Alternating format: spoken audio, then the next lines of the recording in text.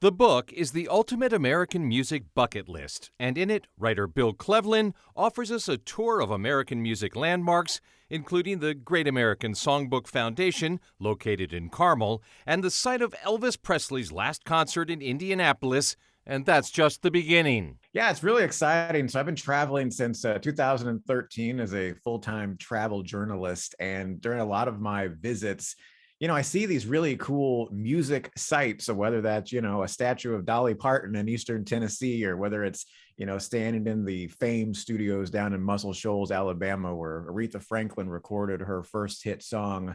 There's all these really cool spots about American music and places that are preserving American music and all these great stories. And so after a while, I started to have quite a collection of places that I had visited with ties to American music. And I decided to put a book together so that when people are doing road trips, they can stop in pretty much any state in the country and find these really cool musical attractions. One of my favorites is the Capitol Records building in Los Angeles.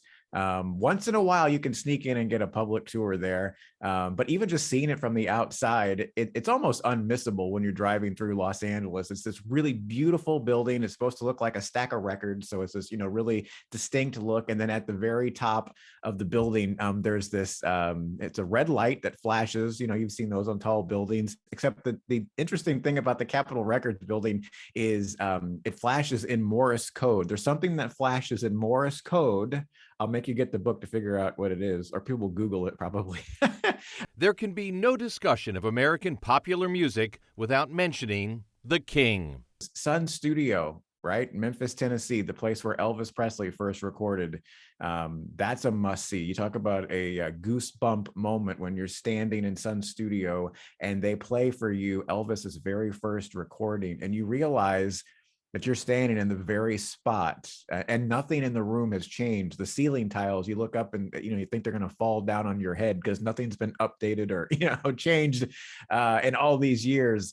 So the recording studios are probably my favorite of all the things, but I include statues, murals, even grave sites. A lot of people are fascinated by grave sites. Hank Williams Sr. Is buried in Montgomery, Alabama. And so many people go to his grave, they actually put AstroTurf over it. In 2019, I was covering the lead up to the Iowa caucuses, and it took me to a place called the Surf Ballroom in Clear Lake, Iowa. They had a thing called the Democratic Wing Ding, and I didn't know till I was there that is the last place that Buddy Holly and the Big Bopper and Richie Valens all played before that terrible plane crash. Is that one of the sites in your book? I didn't even. It is, and I have a copy right here, conveniently, George, right on the desk here. You're right, and also in Clear Lake, another site we mentioned, grave sites, not a grave site, I guess, but a plane crash site, and that's where the plane went down that Buddy Holly was in. And so you can walk to that site. You'll see these great big glasses that look like Buddy Holly's glasses, and then you walk maybe a couple hundred yards and you'll go to the exact spot where the plane went down. And there's a lot of amazingly a lot of artists, especially from the late 50s into the 60s, that died in plane crashes. And so we have a whole chapter in the book on plane crash sites, so you can go and see where those happen too.